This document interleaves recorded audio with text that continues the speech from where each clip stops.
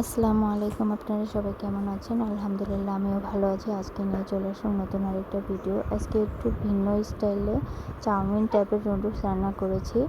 চলেন চলে যাই মূল রান্নায়। এখানে আমি প্রথমে তেল গরম করে নিব।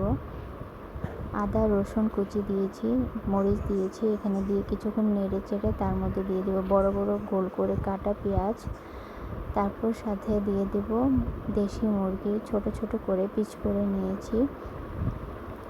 তারপর এর সাথে যাবে মরিচের গুঁড়ো, হলুদের গুঁড়ো, স্বাদ মতো লবণ দিয়ে এখানে আমি কিছুক্ষণ নেড়ে চেড়ে ভালো করে কষিয়ে আমি পানি দিয়ে দেবো। পানি দিয়ে আরও কিছুক্ষণ সিদ্ধ হওয়ার জন্য অপেক্ষা করব মুরগিটা। তারই পাশে আমি 2 রকম নুডলস নিয়েছি, যেহেতু আমি এটা চাউমিন টাইপের রান্না করব তাই 2 রকম নিয়েছি। নুডলসটা সিদ্ধ হয়ে গেলে আমি একটুখানি পানি দিয়ে ধুয়ে নিব, যেন নুডলসটা বেশি সিদ্ধ না হয়ে যায়। এখন আমি আরেকটা কড়াইতে কিছুটা তেল গরম করে তার মধ্যে আমি 2টো ডিম ভালো করে ঝুরা করে নিব। ঝুরা করে নামিয়ে সেই একই কড়াইতে আমি বরবটি কুচি করে নিয়েছি, তা কিছুটা ভেজে নেব হালকা করে।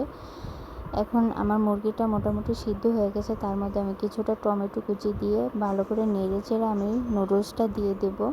নুডলসটা কিছুটা নেড়ে চেড়ে মিক্স করে আমি এখানে বরবটি ভাজা ডিম ভাজাটা দিয়ে দিব, সাথে ভালো করে মিক্স করে নিব। আমি ম্যাগি মশলাগুলোও দিয়ে দিয়েছি, ভালো করে মিক্স করে নামিয়ে গরম গরম পরিবেশন করব। দেখুন বন্ধুরা, দেখতে কতটা সুন্দর হয়েছে।